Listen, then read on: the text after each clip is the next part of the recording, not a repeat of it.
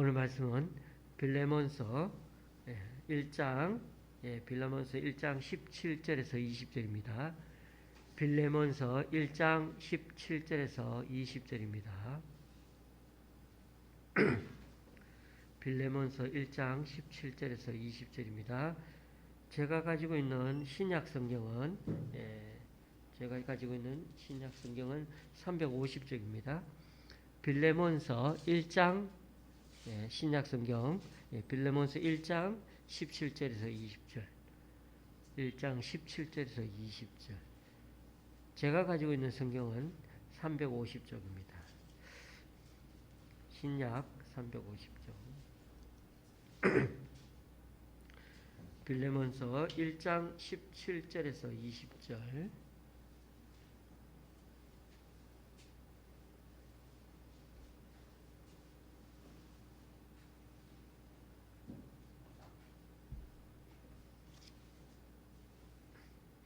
빌레몬서 1장 17절에서 20절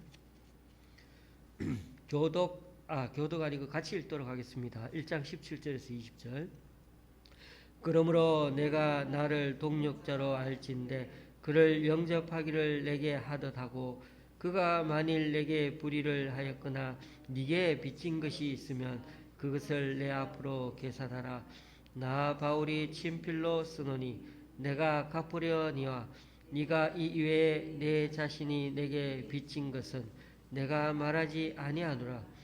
오 형제여, 나로 주 안에서 너로 말미암아 기쁨을 얻게 하고 내 마음이 그리스도 안에서 평안하게 하라.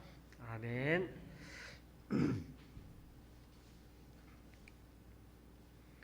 오늘 말씀에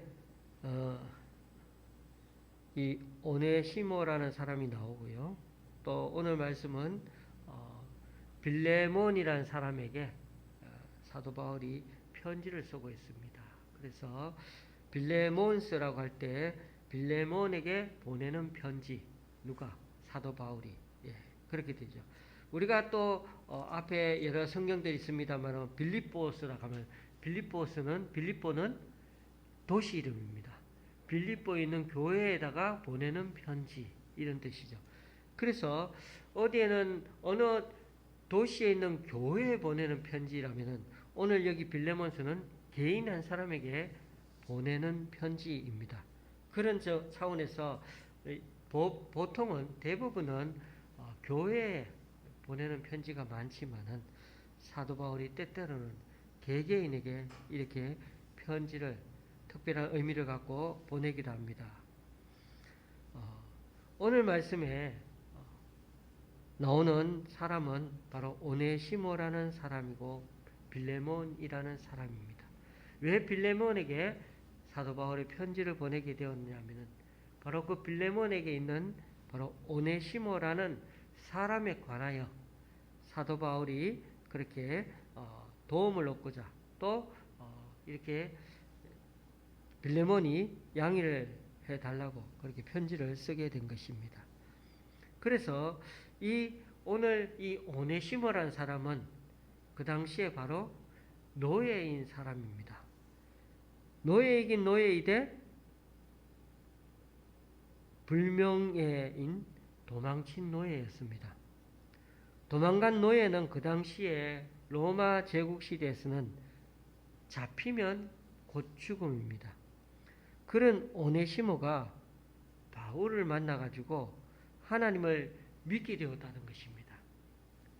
그래서 이 문제가 어떻게 보면은 더 꼬인 것 같지만은 오히려 사도 바울을 만나서 그 인생이 펴지게 되고 새 날을 보게 되고 새 생명을 얻게 되고 새 인생을 살게 됐다는 그런 메시지가 담겨 있고 그 새 인생을 살도록 도와주고자 사도 바울이 친히 이렇게 빌레몬이라는 사람에게 편지를 쓰게 되었습니다. 오늘 제가 얘기하는 내용 중에 금방 말씀드린 대로 오네시모가 도망친 노예라고 말씀드렸는데 또 다른 학자는 이렇게도 해석합니다. 오네시모는 도망간 게 아니고 감옥에 갇혀 옥살이를 하던 바울을 돌봐주라고 보낸 노예였다는 것입니다. 그가 거기서 바울을 도와주다가 하나님을 믿게 되었고, 바울은 오네시모의 노예 그 딱지를 떼어주기 위해서 주인인 빌레몬에게 편지를 썼다는 것이고, 그 편지가 바로 빌레몬서이라고 하는 겁니다. 어쨌든 도망갔든 안 갔든 오네시모는 노예였던 거죠. 그러니까 도망다니는 노예를 우연찮게 만났는데 그가 마침 잘 아는 빌레몬의 노예였다는 것이 아니라 하나님을 믿게 된 그 오네시모 노예를 위하여 자유자로 하나님을 위해 살아가게 하기 위해서 일부러 의도적으로 그렇게 그의 주인인 빌레몬에게 편지를 썼다는 것입니다. 중요한 것은 노예가 중요하기도 하지만 더 중요한 것은 그 오네시모가 하나님을 만났다는 것이 중요합니다. 또 바울이 생각해봐도 이 빌레몬을 예전부터 알고 있었기 때문에 빌레몬은 신앙이 깊은 사람이니까 이 오네시모를 위해서 허락해 줄 거라는 어느 정도 기대감을 갖고 편지를 쓰고 있는 것을 우리가 알 수가 있습니다.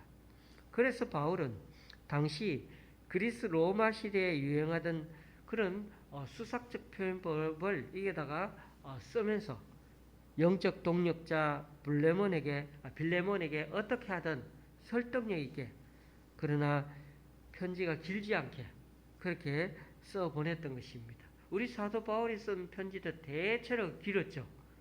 왜냐하면은 그 편지들은 대부분 교회에 보내는 거니까 교회 사람들이 다 회람용으로 돌아가면서 다 읽는 그런 편지였죠.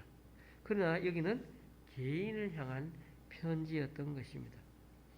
그런데 말입니다.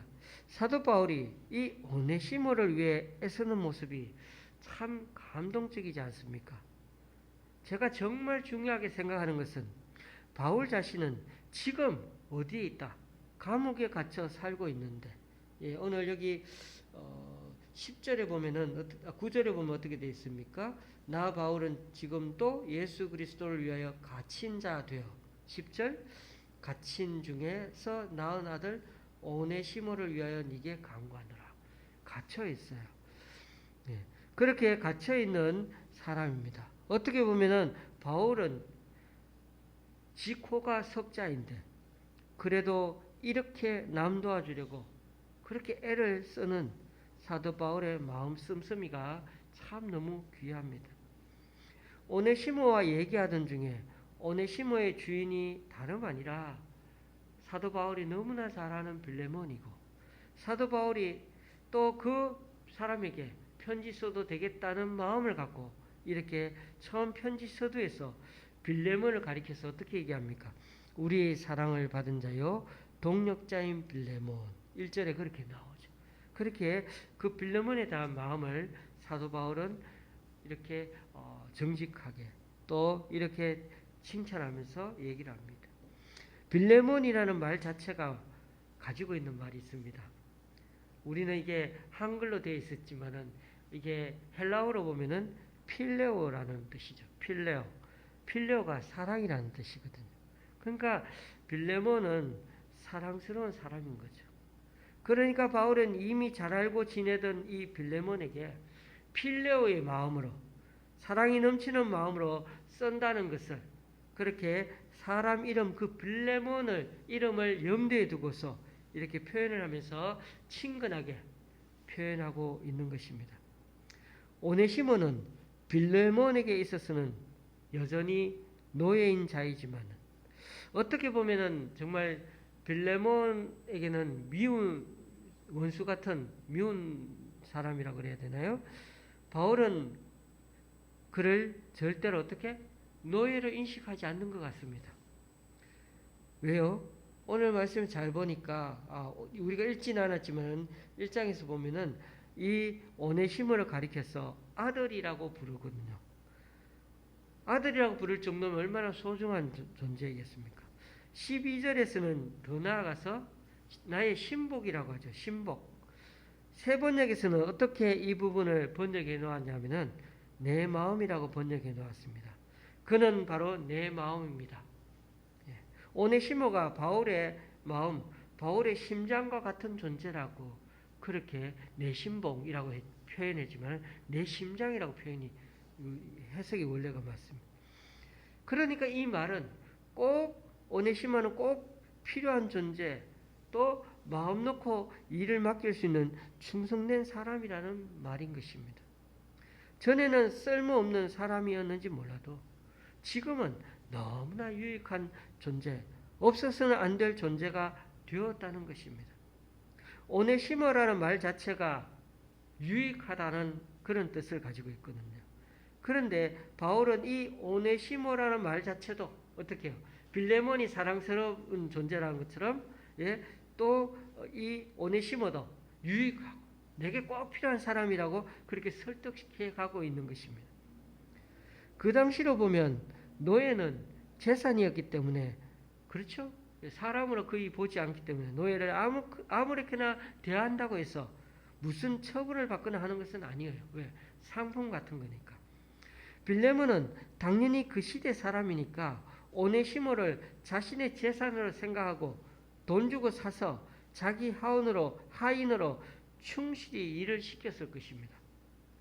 그는 부자였고 어느 정도 신분이 있는 사람이었고 바울을 한 교회의 목사님으로 여기고 잘 따르던 사람이었습니다. 그런데 바울을 만나고서는 노예를 대하는 태도를 바꿔야 할 순간이 이제 찾아왔습니다. 16절 이후로는 종과 같이 대하지 아니하고 종 이상으로 곧 사랑받는 형제로 둘 자라. 내게 특별히 그러하거든. 하물며 육신과 주 안에서 상관된 니게라. 새 번역으로 이 부분을 제가 또 읽어보겠습니다. 이제부터는 그는 종으로서가 아니라 종 이상으로 곧 사랑받는 형제로 그대의 곁에 있을 것입니다. 특히 그가 나에게 그러하다면 그대에게는 육신으로나 주님 안에서나 더욱 그러하지 않겠습니까? 쉽게 말해서 오네시모는 너의 노예였으니까 너에게 더 이 부분이 피부로 와닿는 문제가 아니냐라고 말하는 겁니다. 맞죠? 노예로 부리던 사람을 아무리 하나님을 믿는다고 당장 한순간에 어떻게 형제로 대할 수 있겠습니까? 회사 사장님이 아무리 자기 운전기사가 같은 교회 교인이 되었다고 형제여 라고 부르면서 살갑게 대할 수 있겠습니까? 참 쉽지 않은 일입니다. 그걸 빌미로 운전기사가 일을 대충 하게 된다면 그것도 참 골치 아프겠죠. 그렇습니다. 이런 일들은 참 사회적으로 정말 어려운 일입니다. 빌레몬은 바울 목사님에게 이 얘기를 듣고서도 한동안은 고민에 빠졌을지 모릅니다. 그래서 사도 바울은 16절에서 다만 네 승낙이 없이는 내가 아무것도 하지 않을 참이다 라고 하면서 빌레몬이 자발적으로 결정할 수 있도록 기다려줍니다. 아무리 선한 일이라도 억지로 해서는 안 된다는 것입니다. 그만큼 사도 바울은 오네시모를 위해 애를 쓰면서도 상대방 주인의 마음까지 배려하는 것을 잊지 않았습니다. 바울은 교회의 권위, 신앙의 권위로 명령하지 않고 아주 정중히 부탁하고 있습니다. 명령을 내려서가 아니라 빌레몬 스스로 그것을 깨달아 해야만이 빌레몬의 용기와 그의 선함이 더욱 빛나게 되지 않겠습니까? 바울은 여기까지 생각하고 빌레몬을 배려해 줍니다. 교우님들, 바울은 지금 어디에 있다고요? 감옥에 갇혀서 맨날 추위에 떨어야 하고 씻는 것, 입는 것도 제대로 못하고서 또 주변에 갇혀있는 죄수들 틈에서 온갖 모욕과 어려움을 당하고 있으면서도 저 밖에 있는 비천한 노예 한 사람을 더 걱정하고 있는 게 바로 사도 바울의 넓은 오지랖입니다. 하나님은 사람을 만드실 때 하나님의 형상을 닮아 만드셨습니다.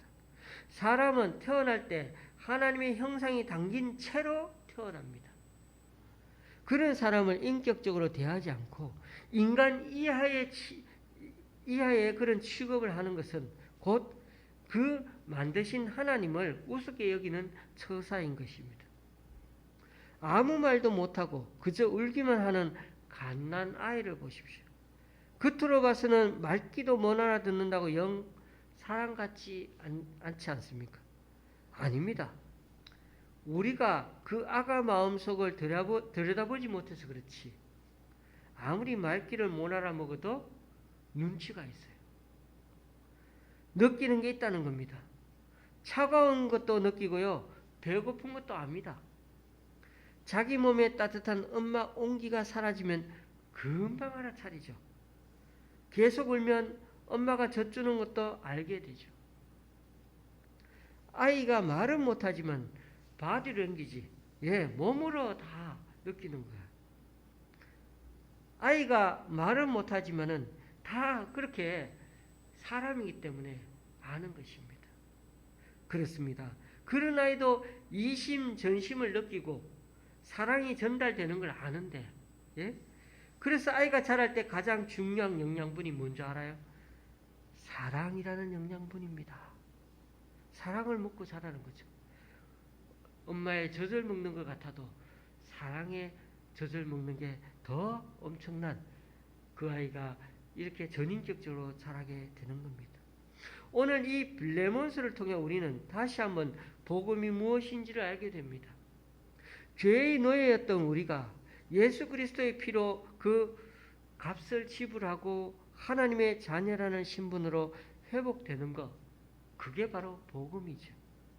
우리는 이제 하나님과 인격적으로 대화할 수 있는 위치로 회복되었습니다. 우리 교회가 세워진 지 3년 5개월이 지나면서 우리는 처음으로 삼위의 하나님 이름으로 세례를 준 적이 있습니다. 3년 5개월 딱 지나고 세례를 줬거든요. 그게 지금 벌써 5년 1개월 전 얘기입니다. 전에는 불교인이었지만 이제는 하나님 앞에서 새 사람으로 거듭나서 주님을 내 인생의 동반자요 주인으로 섬기며 살겠다고 결단한 분이 오늘 마침 우리와 함께 예배드리고 있는 정동은 집사님입니다. 그날이 2017년 11월 19일이었으니까 벌써 5년하고도 1개월. 저는 그때 바로 오늘 이 말씀을 전하면서 우리 정 집사님에게 세례식을 거행했습니다. 그래서 저는 참 그날이 기뻤어요. 안 그래도 작은 교회라 가지고 교인 한 명 생기는 것도 힘든데 마침 삼위 하나님의 이름으로 세례를 줄 수 있어서 얼마나 감사한지요. 교회가 존재하는 이유 중 하나가 바로 주님을 믿게 하고 바르게 섬기게 하는 일이기 때문입니다. 그런 점에서 이 빌레몬스의 말씀이 얼마나 참 가슴에 감사한 마음, 또 그렇게 한 사람을 주님 안에서 태어나게 하고 자라게 하고 또 성장하게 하고 또 주님을 사모하는 사람으로 그렇게 변화되는 게 얼마나 감사한지. 우리는 느끼지는 못하지만은 성경 말씀에서 그랬습니다. 죄인 한 사람이 회개하면 천국에서는 잔치를 한다고요. 사도 바울이 빌레몬에게 어떻게 보면 신뢰를 범하면서까지 남의 종에 대해 왈부하면서까지 간섭하면서까지 또 이렇게 개인적으로 편지를 쓰면서까지 종 이상으로 형제로 대해달라고 간청하는 것이야말로 정말 복음이 무엇인지를 제대로 깨달은 모습이 아닐 수 없습니다. 그렇습니다. 우리가 진정 복음을 깨달아 알면 우리들 삶에서도 점점 변화가 일어나게 될 것입니다. 전에는 당연하게만 여겨지던 것들이 복음을 아니까 그게 아니라는 걸 알게 되고 우리의 양심이 이제는 흔들리게 되고 또 주님의 이름으로 용기를 내어 결단하면서 포기하고 버릴 것은 버리면서 새롭게 우리의 인생을 주님에게 맞춰가지고 새롭게 바뀌어가는 삶이 되는 것입니다. 16절에서 사도 바울은 빌레몬에게 이후로는 종과 같이 대하지 말고 종 이상으로 사랑받는 형제로 대하라고 말씀합니다. 여러분, 아무리 이 말씀이 성경적으로 오라도 이렇게 하기는 그 누구도 어렵습니다. 그래도 조선시대, 그래서 조선시대 일제시대 때는 자기 집에서 일하던 사람이, 하인들이 그 당시에도 있었거든요. 그런데 예수 믿었을 때 같은 교회 다니던 주인이 얼마나 갈등을 많이 했는지 그런 일들이 역사에 보면 많이 있더라고요. 중요한 것은 신분 철폐로 바로 모든 것을 똑같이 해야 한다거나 모든 잘못된 사회 구조를 그때마다 바로 뜯어 순식간에 다 고치자는 게 아닙니다. 중요한 것은 그런 한계 가운데서도 그리스도의 사랑을 우리는 적용해 가자는 것입니다. 사도 바울은 그 시대의 사회적 통념과 상식적 수준에서 머물러 있다면은 그것은 마치 그런 정도의 모습은 이방인들도 다 하는 거라고 했습니다. 수준이 똑같다는 거죠. 심지어 악한 사람도 제 자식만은 끔찍히 생각하고 사랑하지 않습니까? 너희가 너희를 사랑하는 자를 사랑하면 무슨 상이 있으리요? 세리도 이같이 아니하느냐? 또 너희가 너희 형제에게만 무난하면 남보다 더하는 것이 무엇이냐? 이방인들도 이같이 아니하느냐? 세상 사람들도 예수 안 믿는 사람들도 이 정도는 다 한다는 겁니다. 그래서 예수님은 이렇게 말씀하시죠. 누구든지 네 오랜밤을 치거든 왼편도 돌려대고 또 너를 고발하여 속옷을 가지고자 하는 자에게 그옷까지 가지게 하며 또 누구든지 너로 억지로 오리를 가게 하거든 그 사람과 심리를 동행하고 네게 구하는 자에게 주며 네게 꾸고자 하는 자에게 거절하지 말라. 또 내 이웃을 사랑하고 내 원수를 미워하라 하였다는 것을 너희가 들었으나 나는 너희에게 이르노니 너희 원수를 사랑하며 너희를 박해하는 자를 위하여 기도하라. 그렇습니다. 예수님은 항상 그 이상을 그 너머를 하라고 하십니다. 왜요? 그 사람을 보면 미운 마음이 있는데 어떻게 그렇게 할 수 있습니까? 어떻게 원수를 사랑할 수 있는 마음으로 바뀔 수가 있을까요? 그것은 그런 사랑을 받아본 사람만이 가능합니다. 저와 여러분은 예수님을 만나 예수님의 그 한없는 희생과 사랑으로 지옥에서 천국으로 사망에서 생명으로 옮김받은 사람입니다. 이미 너무나 큰 사랑을 경험해 본 사람은 7번뿐 아니라 7번의 7번까지라도 죄를 용서할 수 있다고 주님은 말씀하시지 않으셨습니까? 사도 바울이 자신이 감옥에 갇혀 어떻게 언제 잘못될지도 모르는데도 그런데 이렇게 노예 한 명 제대로 인생 살게 해보겠다고 이렇게 애를 씁니까? 그게 바로 예수님의 넓은 오지랖을 사도 바울은 먼저 경험했기 때문입니다. 뭣도 아닌 우리들을 구원하시겠다고 신이 인간의 몸으로 그것도 가장 비천한 악의 몸으로 여인의 몸에서 나온다는 게 하나님 편에서는 얼마나 자신을 하대하고 낮추는 일인지 모릅니다. 그 주님이 우리를 위해 죽어주시고 이제는 구원을 완성하고자 다시 이 땅에 오실 것을 우리는 간절히 기다리며 살아가고 있는 것입니다. 그래서 우리는 하나님의 사랑이 너무나 크기 때문에 그 하나님의 이 파격적인 사랑 때문에 사도 바울도 남다르게 예수님처럼 오지랖 넓게 사랑하며 살게 된 것입니다. 그게 바로 대림절에 찾아오신 우리 주님의 크신 사랑의 은혜인 것입니다. 그래서 예수님은 내 이웃을 사랑하되 그 기준이 네 자신을 사랑하듯 하라고 그렇게 정해 주셨습니다. 오늘 17절 말씀을 보십시오. 그러므로 네가 나를 동력자로 알진대 그를 영접하기를 내게 하듯 하라고 말씀하십니다. 여러분, 이 세상에 살아보면서 더 철저하게 느끼는 게 뭡니까? 사람은 누구나 이기적이라는 것입니다. 그 어떠한 사람도 예외가 아닙니다. 아무리 신앙 좋은 목사님도 신기하게 은퇴할 때는 꼭 자기 것을 조금이라도 더 챙겨 나가라고 했습니다. 그래야 노후를 좀 편안하게 살 수 있으니까요. 그러나 주님은 늘 거꾸로 말씀하십니다. 자기를 사랑하는 자는 천국에 들어갈 수 없느라고.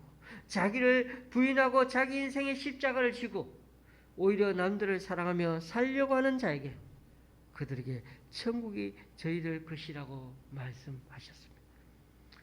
그러므로 이 대림절을 보내면서 또 이번 주일에 성탄절을 맞으면서 우리가 진정 하나님의 자녀가 되어 천국으로 부름받았다는 것에 대해 진심으로 우러나오는 감사가 있기를 바랍니다.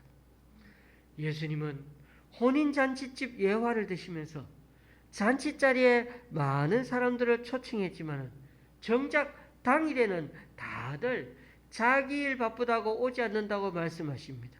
그래서 길거리에 나가서 아무든지 다 잔치에 와도 좋다고 광고하고 다니라고 하셨죠. 그렇게 해서 사람들이 많이 몰려왔는데 그 중에서 유독 한 사람만은 잔치 자리에 예복을 입지 않고 들어오려고 했습니다. 예복을 사입고 오라는 것도 아니고요. 잔치가 열리는 그 식장 입구에서 예복까지 다 나눠주고 있는데도 그 사람만은 유독히 예복 입는 것을 거절했습니다. 아마 자기가 지금 입고 있는 옷이 더 좋아 보여서 예복을 입지 않았을 수 있습니다. 그렇습니다. 천국 잔치집에는 나라는 고집을 버리지 않고서는 결코 들어갈 수 없는 것입니다. 그렇습니다. 누구든 하나님 나라에는, 천국에는 하나님의 은혜라는 그 예복을 입고만 들어갈 수가 있는 것입니다. 내 옷, 나의 의를 갖고서는 절대로 들어갈 수 없는 것이 바로 하나님 나라입니다. 그런 점에서 성경에는 죄가 너무 많아서 지옥 가는 사람은 아무도 없다고 말씀합니다. 아무리 죄가 많아도 주님의 은혜를 사모하면, 주님을 붙들고 나아가면 지옥에서 천국으로 옮겨갈 수 있습니다. 그러나 오직 하나님 앞에서도 꺾어지지 않는 그 고집 때문에 지옥 가는 사람이 있을 뿐입니다. 혹 네가 하나님의 인자심이 너를 인도하여 회개하심을 알지 못하여 그의 인자심과 용납하심과 길이 참으심이 풍성함을 멸시하느냐. 다만 내 고집과 회개하지 아니한 마음을 따라 진노의 날 곧 하나님의 의로우신 심판이 나타나는 그날에 임할 진노를 내게 쌓는도다. 로마서 2장 4절 5절 말씀. 교우님들, 우리 하나님은 아무리 큰 죄인이라도 구원하실 능력이 있으신 분이십니다. 하나님의 인자심과 용납하심, 길이 참으심이 얼마나 풍성한지 모릅니다. 그래서 오히려 선지자 요나가 니느웨 성의 회개를 그 받아주시는 하나님에게 오히려 섭섭함을 표현하지 않았습니까? 그러므로 오늘 이 빌레몬서 말씀을 들으면서 읽으면서 저와 여러분은 주님 안에서 건강한 자아상을 가진 존재이기를 원합니다. 하나님의 형상을 몸에 지닌 하나님의 딸이며 하나님의 아들이 우리들입니다. 우리 주님께서는 우리들을 종 이상으로 대하기 위해 친히 스스로 주님께서 종이 되면서까지 이 땅에 오셔서 죽기까지 섬겨주셨습니다. 그러므로 오늘 사도 바울이 그렇게 한 것처럼 나 위의 사람들을 종 이상으로 여기고 사랑하는 형제로 받아들이며 살아갈 수 있기를 원합니다. 그것은 결코 강제적으로 명령으로 바뀌어질 수 있는 성질의 것이 아닙니다. 우리 안에 진정 기쁨이 있고 감사가 넘치면은 하나님의 은혜임을 깨닫게 되면 그때부터 우리는 자연스럽게 변해가게 될 것입니다.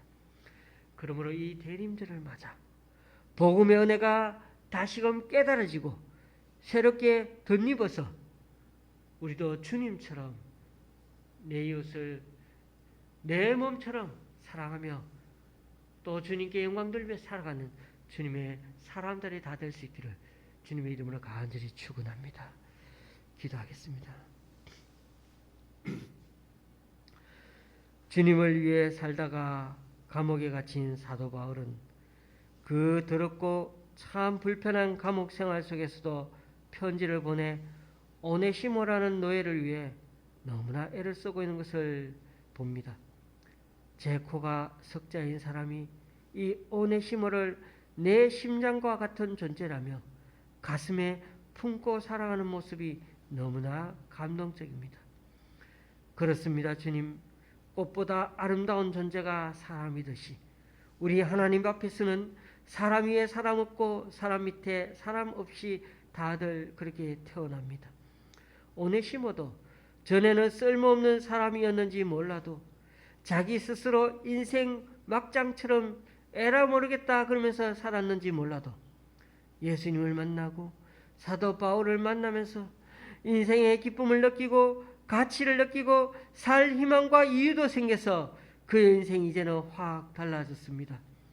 이제는 이 바울이 보기에는 오네시모라는 말 자체가 유익하다는 뜻을 가진 것처럼 이제 오네시모가 꼭 필요한 존재, 마음 놓고 일을 맡길 수 있는 충성된 사람이 된 것을 볼 수 있었기 때문입니다. 이처럼 먼저 사도 바울을 찾아가 그 파격적인 사랑을 하신 주님이 계시기에 바울에게서 또 오네시모에게로 그 주님의 사랑이 전념되고 감동받아 새 인생을 살아가게 되었음을 보게 됩니다.